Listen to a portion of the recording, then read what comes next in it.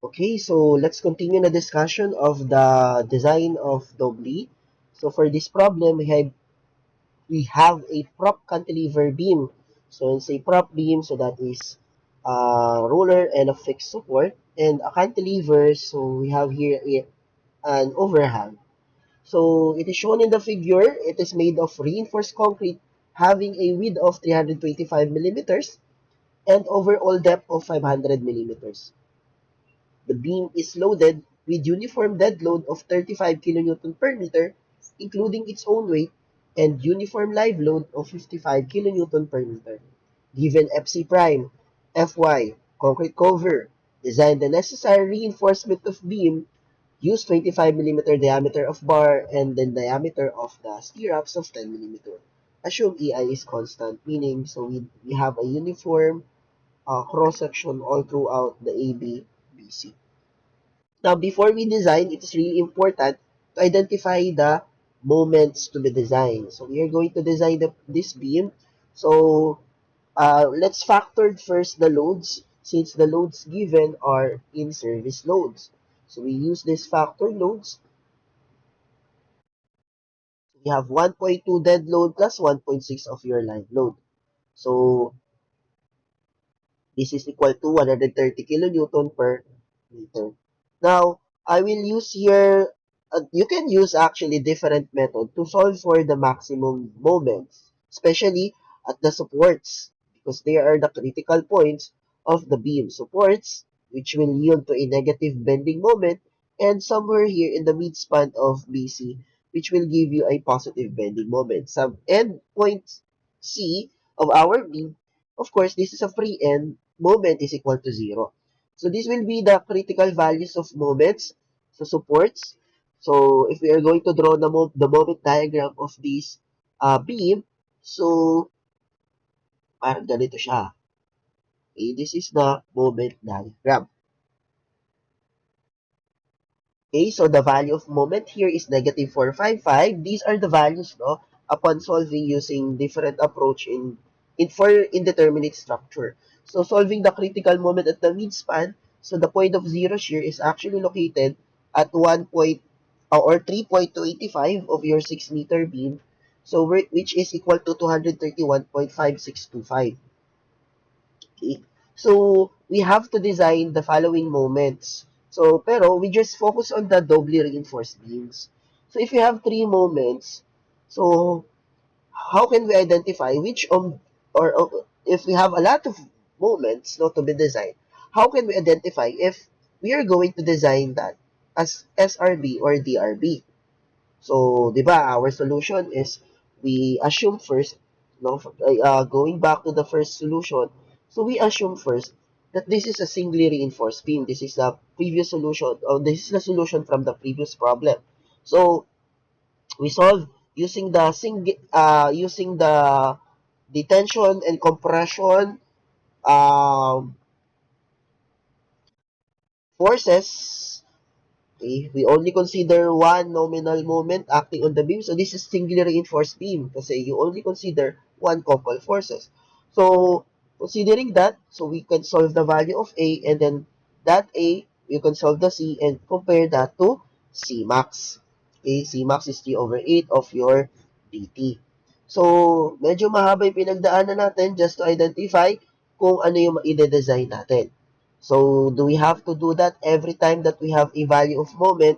So, every time that we have value of moment, then you are going to check you always check the value of A, the value of C, and then compare it. So, C max.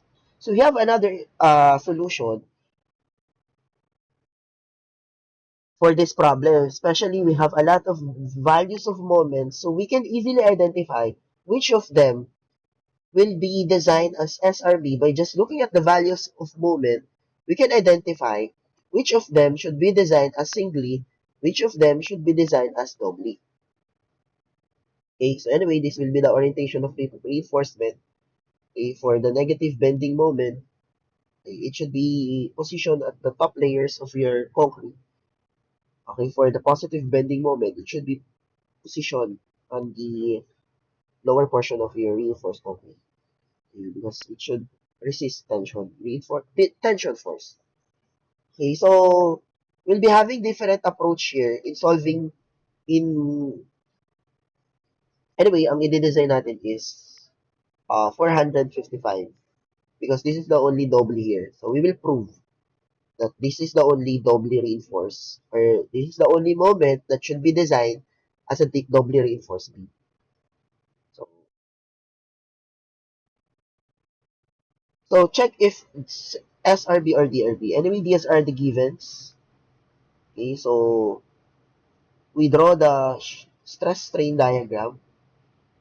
Okay, but before that, okay, you do not know yet if this is uh, SRB or DRB. So this 455 kilonewton meter, you have to check first if you should design this as DRB and SRB. So instead of solving the A by using, if we have a given the 455, instead of solving the A of that moment, yung depth of compression block, and then the value of C, and then compare it to Cmax. So what we are going to do is to compute the maximum moment that can be handled or carried by a singly reinforced. So we are going to maximize this moment up to its tension control limit. So meaning we are going to use strain of 0.005, which is the tension control limit. So, di ba dyan, derive yung Cmax. So, therefore, our C here is 3 over 8 of your dt. Okay? Then, you can solve here the maximum area that you can only use for a singly reinforced beam. So, sagad na tong AS na to. No? Hindi ka na pwede tumagdag dyan kasi pag dumagdag ka pa, magta-tension control na yung, rather, magta-transition na yung ating steel.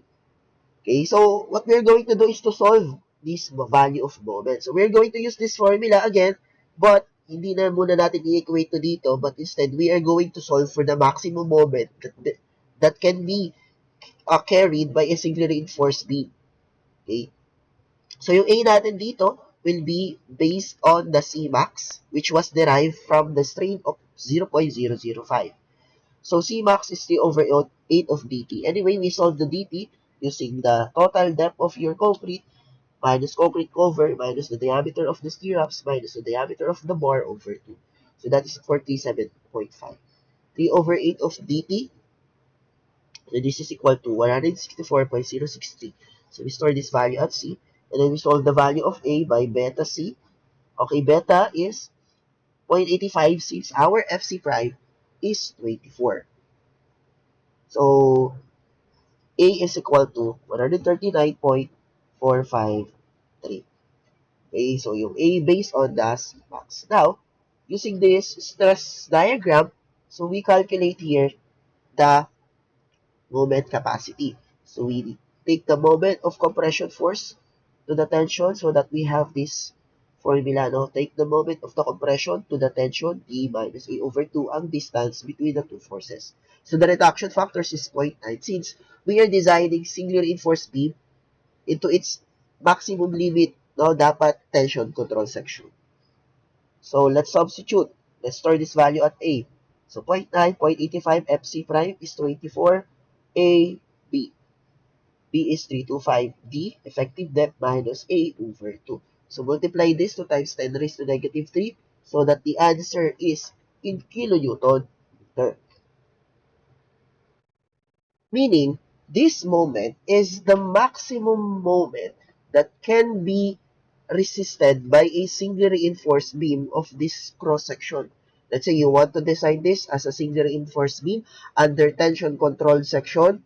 So, ito lang yung kaya niyang sagutin na moment. Lahat ng mas bababa dito na value ng factored moment ay i-design mo ng singly reinforced. So, kung babalikan natin yung tatlong value ng moment na yon, okay, instead of solve mo pa isa-isa yung A nila, pati yung C nila, and then i-compare sa Cmax, so solve mo na lang kung marami kang sinosolve na moment, and then you want to easily identify which of them should be SRB or DRB, isolve mo na lang yung VM and max, or the maximum capacity as a singly reinforced beam.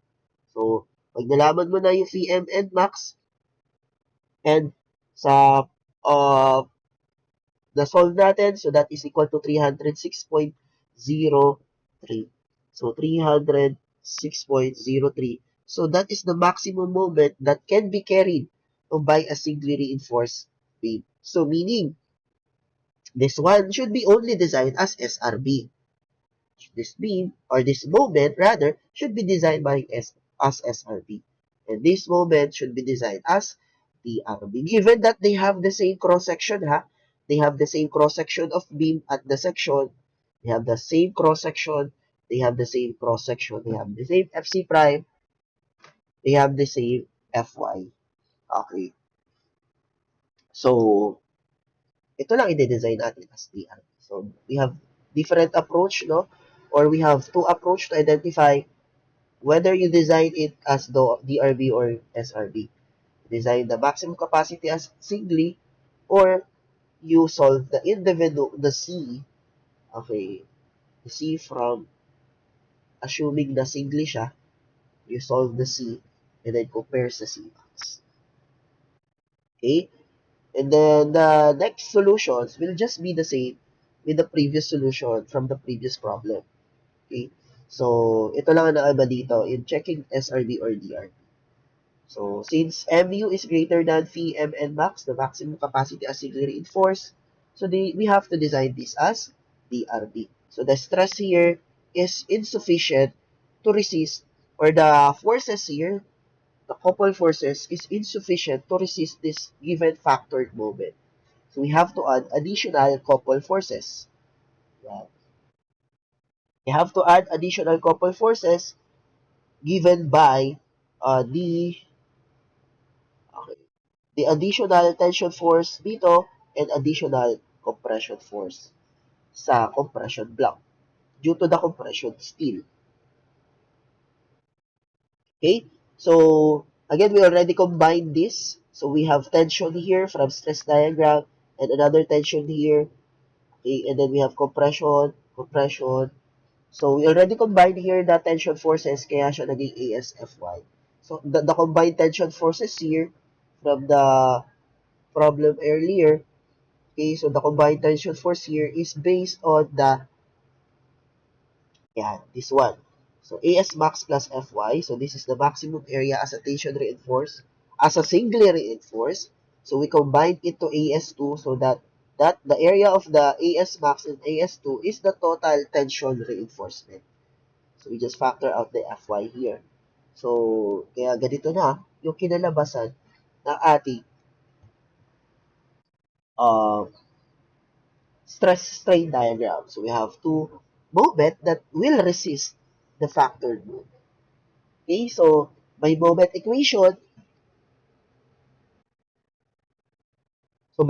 equation, we can solve now the unknown. So let's start first with moment equation. And let's see kung ano yung magiging unknown dito. Okay, using moment equation, so we have, take note class, no, we take the moment of the compression forces, not the tension force here. So force, okay, due to the compression block, 0.85 FC prime times the distance between the two force, plus ASFS. So we already defined why do we have less 0.85 FC prime here. So just recall the previous problem. So AS prime, FS prime minus 0.85 FC prime, this is your CS, or the compression force due to the area of the compression block, or rather area of the compression steel. So ASFS times D minus D prime, or the distance between the two forces. The unknown here is actually your AS prime, okay, or the area of the compression force. So you must have the value of A. Take note, okay, once you are designing a tension control section, okay, whether for a doubly reinforced beam, once you are designing, you maximize the value of A. So meaning the value of A based on the, by the way, uh, so the value of A is based on the Cmax. Okay, the value of A was based on the Cmax. So we already have that value kasi may C na tayo kanina. May Cmax na tayo kanina. Okay, meron na ba tayo sinolve the Cmax? Yeah, meron na. May E na tayo. So these will be the values of C and A, that will be used here. Okay, so, ayan. Value na tayo ng A para dyan. Base siya sa Cmax, ha? Aside from that, we also need the Fs prime. A Fs prime is the stress acting on the area of your tension or compression bars. This will be based on this strain, okay, value. So we have to check this strain whether it is yielding or not. So that strain is located from Cmax minus your D prime.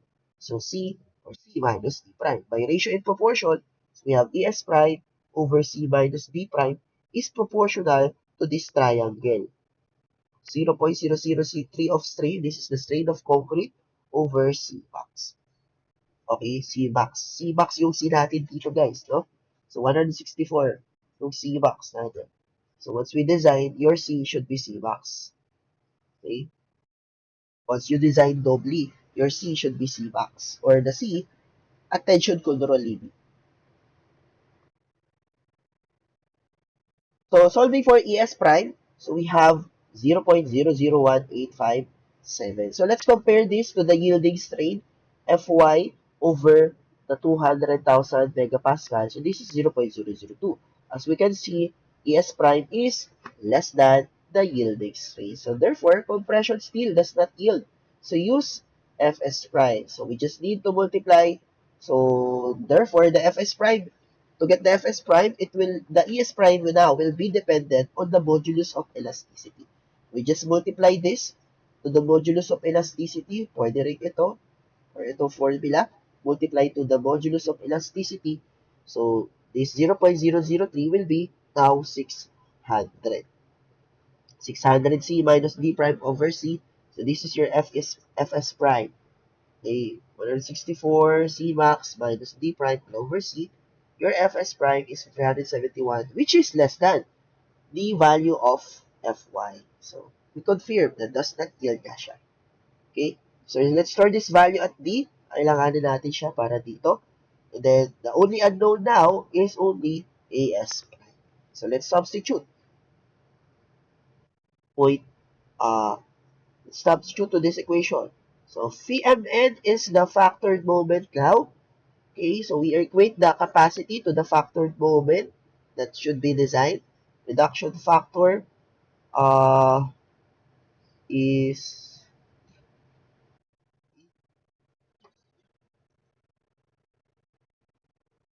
okay, let's now substitute. So, anyway, if we substitute these values earlier pa isa-isa, since we have different approach now, we get here the maximum moment that can be resisted by a singly reinforced due to this stress diagram, where in fact, ito rin yung class.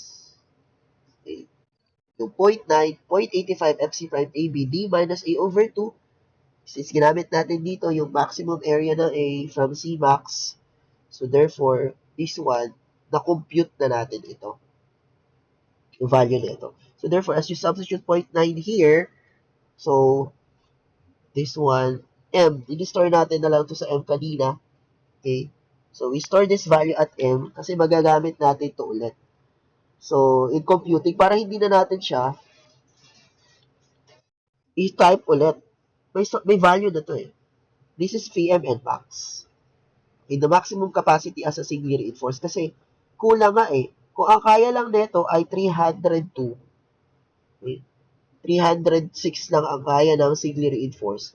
And may 455 tayo. Kulang yung moment na yon. So, kaya nag-add pa ng additional moment. Ito yung in-add natin, class.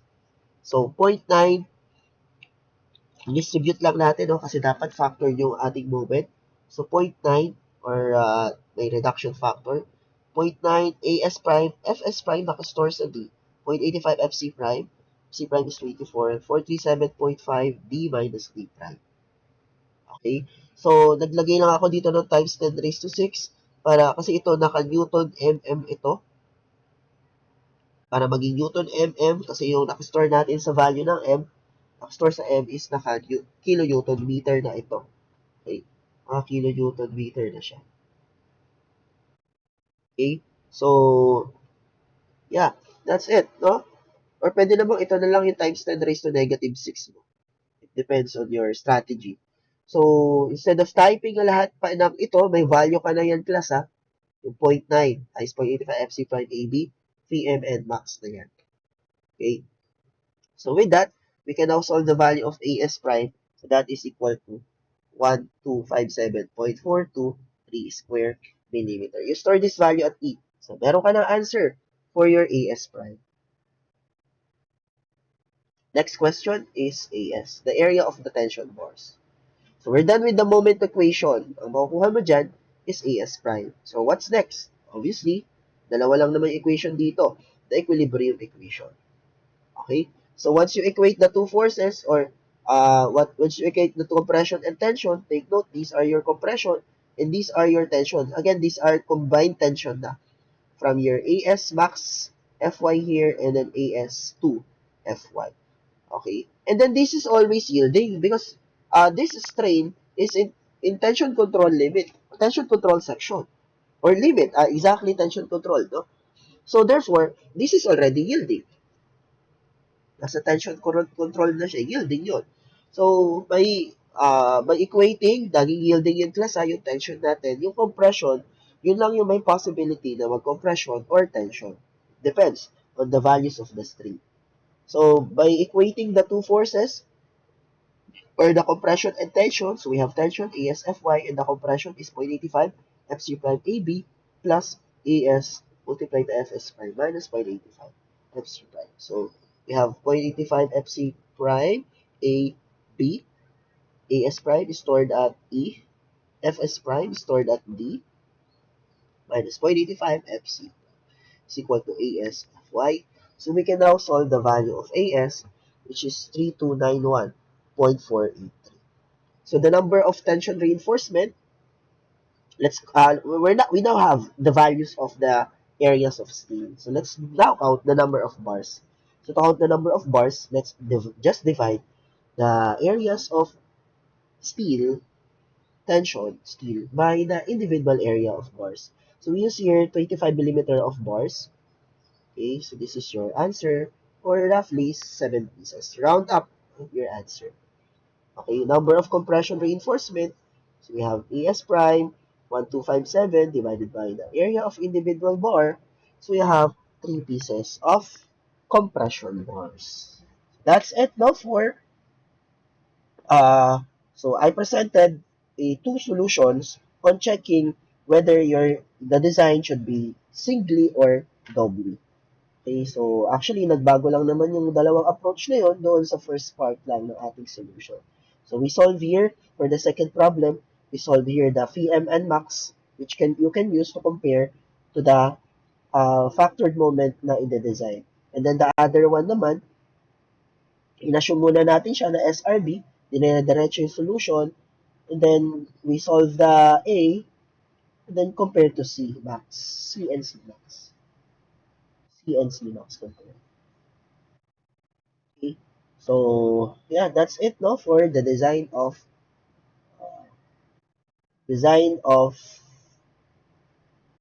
double reinforced. So the next step, the next lecture is analysis.